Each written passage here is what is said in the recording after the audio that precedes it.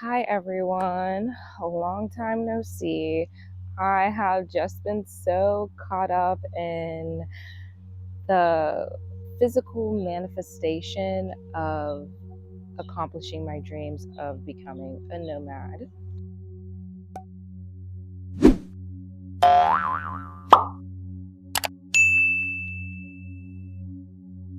So, a lot has happened within the past couple months. I finished downsizing my apartment, which took a lot longer than I expected. I was downsizing until the day I moved out. So, whenever I started making my downsizing video, it was about February, January, February. And whenever I finally moved out, it was beginning of May. I was still downsizing, and I finally downsized May 2nd, and I moved out of my apartment, put all of the remaining items in my storage unit, and still had to continue to sell some more stuff. I sold more clothes, I sold more items, again, utilizing Facebook Marketplace and Depop. So today, the day that I'm recording this is June 25th, and I will be traveling full time in officially 15 days. Ooh, I can't wait. There's a lot of emotions that come with that. I'm nervous, I'm excited. I feel like I can't be prepared enough. I feel like I'm very prepared. It's just a lot of different things that I'm feeling, but mostly all positive things. And I'm just trying to stay positive because any negativity right now isn't really going to help me on my journey. So far, the hardest thing that I've had to do was downsize, and I did it. So can't really complain about that anymore. So the biggest challenge now that I've been facing is how I'm going to bring Delaney with me to multiple countries. As expected, the rules and regulations with bringing pets into different countries is very difficult, requires a lot of paperwork. And honestly, if you're leaving from the US to a country that requires a certified health certificate, it's very expensive. Luckily, the country that I'm going to only requires the proof of rabies vaccination. But if I were to go to a country that required a health certificate, the vet appointments can be up to at a minimum of $500. So I'm hoping that whenever I start traveling and I go to other countries, the vet bills and the ways to get the certified health certificate are cheaper and more accessible to people monetarily. The other challenging thing that I've been going through is selling my car. So I'm selling my car to a very, very close friend. And I never realized how difficult it is to sell your car. I mean, there's so much paperwork and things you have to do, especially if you still have a lien on your car. There's tons of paperwork and steps that you need to take to even be able to begin selling your car. So I'm almost done with that. I got this started, but if you were selling private party with someone who you didn't know, it would be a very long and hard process to do so. So I'm going to be quitting my job soon. I've been financially preparing for that by saving up as much money as I can, selling as many items as I can. I'm also experiencing a lot of issues at my work right now. So that makes it even easier for me to leave. I do not feel as if I owe them anything just because of how things are going. So that's making leaving my job soon very easy. The main thing I really have left to do is to purchase my flight and book my Airbnb. But right now I'm debating on whether or not I'm going to go to the country that I have decided, or visit some family in another part of the US and then go to the country. I'm more so leaning towards the latter. So once I decide, hopefully this week, I will purchase my plane tickets and get my Airbnb, and then things will be good and settled for now. I wanted to go into some tips for people that I've picked up just on my very short journey into becoming a nomad. So for me, what I'm going to be traveling with is I'm going to be having a medium-sized checked luggage along with a backpack and possibly a weekender bag. I think that will be enough for my stuff. Hopefully over time, I will be able to downsize even more and maybe even get into a carry-on. Right now, I think the smallest that I can do comfortably is the medium check bag plus my backpack plus a weekender. I might even be able to do without the weekender. The weekender is just extra, just in case. So with that, here are my tips to get started on this journey if that is something that you want to do. 1, downsize. Start downsizing everything. I want you to go around your house, your living space, and really decide if the item that you have is something that you need, that you cannot live without. Go around and do that with everything. You will realize how much stuff that we have and how we've been conditioned to just be a part of consumerism. That's another thing that I've been realizing with this is just the consumerism in the United States is out of control. There's just no reason why we need so much stuff. My second tip is to shop around for storage units. So in my previous video, I said I was going to go with extra space storage.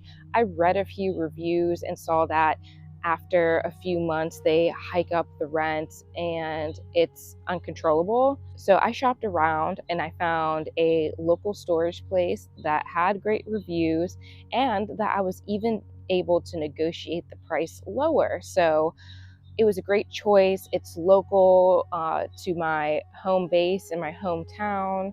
And I would recommend whatever town you're in, shop around, talk to them, compare prices, and even ask them if they're able to price match with other storage places. And again, really look at the reviews. There were so many storage places that I looked at that said that they hiked up the rent after a month or two. You don't want that, especially if you move everything in and you're out of the country. How are you going to move things out? So they basically do it to lock you in. If you wear glasses like me, make sure that you bring a second pair of glasses with you just in case anything happens to your first pair. Also, you'll want to make sure that you have enough contacts to sustain you. I'm sure that you can probably get contacts outside of the country, but make sure that you have your prescription is up to date and so that they can convert it to whatever you need in that country. My next tip is to make sure that you pack your clothes based on what season you are chasing. So for me, the first season I'll be chasing is summer. So there's no reason for any long pants, long sleeve shirts, no jackets, nothing. I will not need any of that. That will also lighten the load of the amount of items you need to take with you. So make sure that you choose what season you're going to be chasing. For example, if you wanted to chase winter, you'll need to probably bring less items because the winter stuff is bulkier. So make sure you determine what season you're going to be chasing. For example, since I'm chasing summer, I want to go south for North America's winter. Had to switch locations. I was filming outside, of course, during the heat wave of the East Coast. So everything overheated. So I was just like, okay, I'm gonna come inside and finish recording this video. So I was talking about chasing a season. Make sure that you choose what season you're gonna be chasing and pack for those clothes accordingly. My next tip is going to be simplify all of your routines, whether that's makeup, skincare, hair care.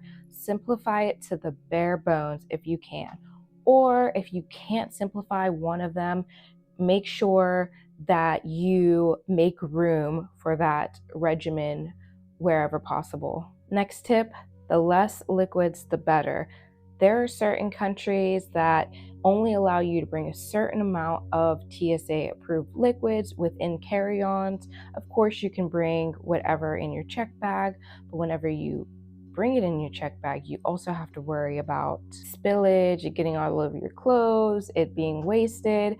So what I would recommend is whatever you can, try to get it in bar form, whether that's actual soap bars for your body, shampoo and conditioner bars for your hair, and even you can get toothpaste tablets. I love the toothpaste tablets. I use them all the time. Even today, just normal usage, I don't use toothpaste. Safety devices. So there's tons of different portable safety devices that you can use. For me, what I've decided to go with is I have a door stopper that you put under the door, and if someone tries to open it, a loud blaring alarm goes off. Additionally, I have kind of a device that goes into the hole where the latch goes in, so and then you put another device on it and they can't open the door even if they do have a key. I have that, and I've decided that I'm going to bring a small blink camera, and all the places that I'm looking at should have Wi-Fi. I'm going to use the blink camera as an additional security device. And they have modes where if there's any movement, it goes off and alerts you on your phone when you're not there, just so I know what's going on in the Airbnb whenever I'm not there. And additionally, hopefully it can wake me up if there's any movement while I am there at night. Another tip are vitamins. So I've been searching around to get a multivitamin instead of bringing a whole bunch of vitamins, which is what I currently take. I have a ton of vitamins. The closest vitamin that I've found that I like are ritual vitamins. So I'm going to be bringing ritual vitamins with me on the road. Other thing is, you can always buy stuff on the road. So if you need a shirt or you need a pair of shoes or you need socks or underwear, you can always buy that in other countries. You're not going to be without convenience stores unless you choose to go to areas like that.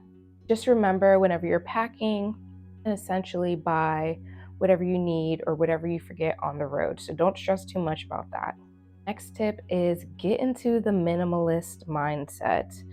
Make sure that you're thinking about bringing less items so you have space for more experiences. You don't need to bring a whole bunch of things with you. I know they provide a sense of security, but really try to get into the mindset of less is more. Since I've been getting into this mindset, I've been a lot happier, a lot lighter. Having less attachments really does help your mental health. My next tip is invest in things that will save you time, money, and space in the long run. For example, one of my best investments still to this day that I've invested in is my Kindle Scribe. I love bringing it. I can download all of my books to this. I have tons of different notebooks on here that I write in. You can put audiobooks on here. It is a great tool. I love my e-ink tablet. It's great on my eyes. Before, I was bringing 2 books with me and 3 notebooks to write in. You can have multiple notebooks in here, multiple books. It's great. Another thing that I invested in is I have an electric shaver. That way I don't have to worry about changing out the heads or bringing a bunch of different stuff. You'll probably want a good leak-proof bottle that you can carry with you, and you can put it in your bag. You can use it if you go on any adventures. A nice leak-proof water bottle. Hopefully that can insulate some of the cold if you like that. And then I personally chose to invest in a power bank. It's a solar powered power bank, and it also has a flashlight on there. It's really nice. I love it. Another thing that I would recommend bringing are things essential to your lifestyle. So I'm a runner, I love yoga, and I love Pilates. So what I've decided is my running gear is essential to me. And I also found a packable yoga mat. So those are the 2 essential things that I'm going to be bringing. My running shoes are going to be an additional optional shoe for me to wear. I have sandals and my running shoes. I also have my running belt that can also be used as a purse if I'm on the go, if I want to go on a walk. And I'm also bringing a visor, which I use for running, and my running headphones. So all my running accessories were essential to me because I use them all the time. I run frequently. It's a really good investment for the space that I'm going to be using. Along with the packable yoga mat, it's really thin. It takes up virtually no space, and I'll be able to have a comfortable space to stretch, do yoga, do Pilates. So for everyone else, your essential items for your lifestyle are going to be different. I also read on the Reddit thread one bag lifestyle that people also bring their essential items for their lifestyle. So don't let anyone tell you that something that you really, really, really want, really need, but is not common for everyone is not essential. Again, this goes into downsizing, having a minimalist mindset, and it is really sit and say goodbye to things you don't need. Sit with it, hold it, and ask yourself, do I really need this? And if the answer is not heck yes, then it's a no, and it's time to get rid of that. My last tip is trust and believe in yourself. You can do anything that you put your mind to. Don't let the thoughts of the world, the thoughts of other people, the opinions of other people stop you from doing what you want to do. There's tons of examples of this lifestyle working out. It just takes a different type of work than what we're used to. So make sure that you trust, believe in yourself, believe in the universe, especially if things are syncing up for you. Nothing that's meant for you will pass you by. And that is all I have for this video. I'm hoping to get a few more videos out within the next week. Please let me know what you want to hear in the comments, what you want to see in videos in the comments. I'm happy to make them. And if you haven't already, please subscribe to my channel and leave what you want to see next in the comments. Until next time.